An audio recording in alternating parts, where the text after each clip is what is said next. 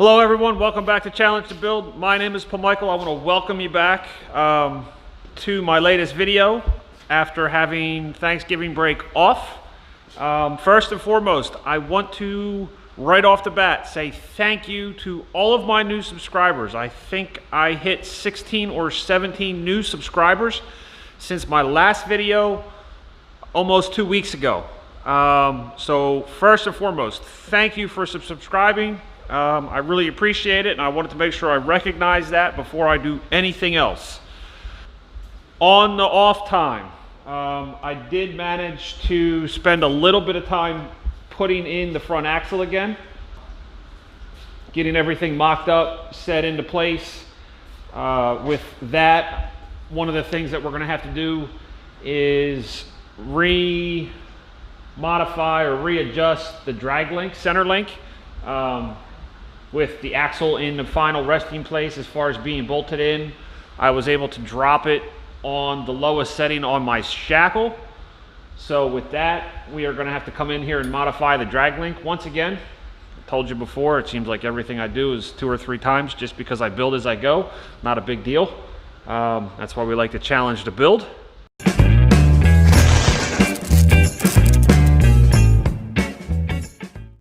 Welcome to the first segment of my new tool. This is where I focus on the latest tool for my shop, and today is the Nomad Welding table. The table can be purchased off of Amazon. There is a link in the description below.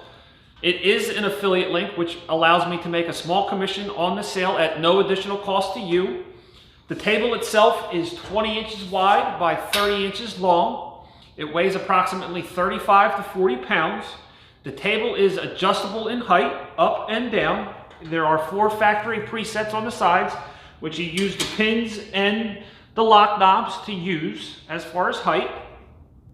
I'm a little bit taller. I am 6'1", so I had to drill 2 extra holes in the side profiles so that way I could raise the table up to my height. Very simple to do. Allows a little bit more customization with the table. The table itself, the top is made out of 14 gauge steel. I would have liked to seen it made out of 1/8 inch material for a little bit more strength and rigidity. But when using it, I'll just have to keep that in mind with the weight and how I use it. There are 3 slide rails that allow you plenty of different options when it comes to clamping and moving your material around on the table. Also, there is a side stop and a rear stop that allow you more flexibility when using the table as far as stops and or clamping surface. The table does collapse, which allows easy storage in a tight space. Just like that. There are wheels on it which allow you to move it around. Overall, I think it will be a great addition to the shop due to the fact that the table that I have been using is rather large and a pain in the butt to move, and also has my truck on it at the moment. The floor itself is getting cold because it's winter time, so this will be a great addition to any shop. Like I said, there is a link in the description below, and this is my new tool. What else has happened? Oh, I made a new list. The punch list has been updated. I ran out of space on this one, so there'll be another one. Punch list number 2. First off is frame straps. When I say frame straps, what I want to do is, let's see if we can do this. I have a piece of 1/4 inch, 3 inch wide flat bar.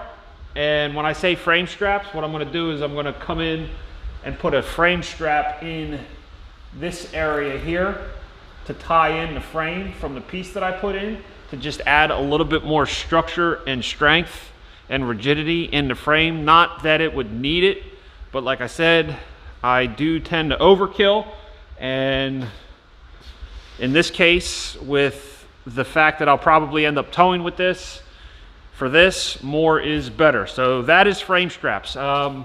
With the list, I've kind of written it in a fashion that it's in the order that we're going to try to accomplish them in. I might jump around a little bit depending with how things go and how the budget is. So bear with me as I read through this, and obviously in the next few video series is as we work through this. So obviously, number one, frame straps. 2, drag link. That's what I touched on first thing in the video. Bump stops, front and rear. Finish the exhaust system. Fab in the drive shaft. That's going to be a tricky one. That'll require me going to the junkyard, so that'll be a video in itself. Emergency brake or parking brake setup. Another tricky setup is because this rear end does not have a parking brake in it or on it. So we're going to have to either modify some calipers to fit the rotors that go on the rear, or I had thought about putting a drive shaft style parking brake on the back of the transmission yoke. So those are my 2 options. That in itself is going to be a tricky build, but we'll handle it. The running board fab, which is going to require me putting the cab back on the cab and the bed back on the frame. And the reason I want to do the running board fab is because I want to weld or bolt the brackets to the frame before I paint the frame. So a little backwards building, but again, that's okay.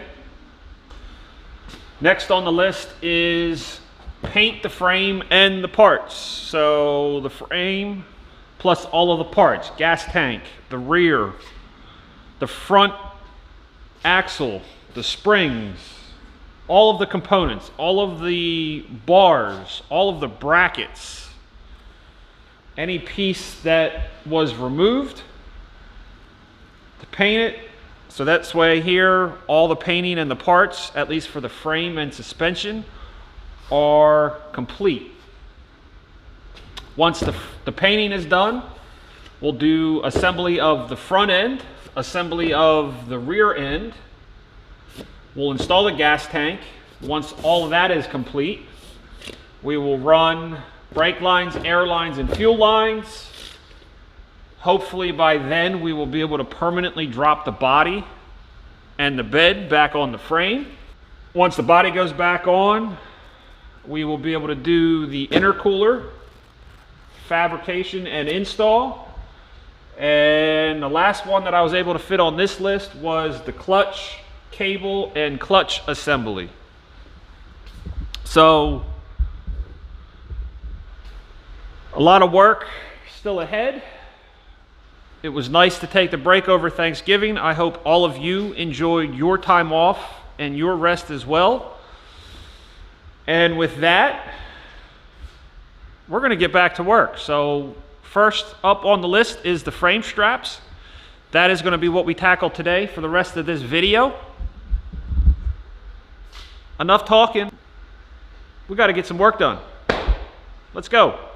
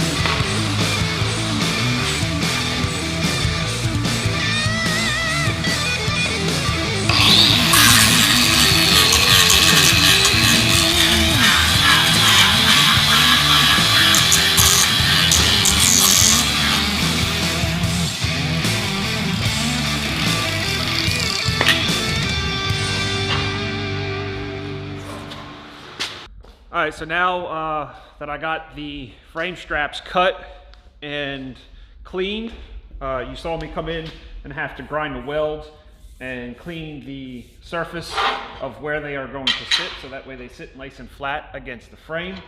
What I'm gonna do now is set the generator up outside, get everything plugged in, get the welder ready to go, get these bad boys welded in, so that way we can scratch them off the list and move on to number 2.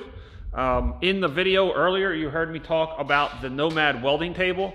I just wanted to bring attention to it one more time, because in the short time that I've already used it, my body is already thanking me. My back and my knees don't feel as worn out as they were if I was welding on the ground or just in an awkward position on the frame. So there is a link in the description below. Check it out after you watch the video. It is a rather small table, but it's going to be a small and mighty piece of equipment in the future of the shop, and I already love it. So I should have got one a long time ago. So let me get the generator outside, turn the welder on. We'll get these bad boys welded in, and we'll keep moving on.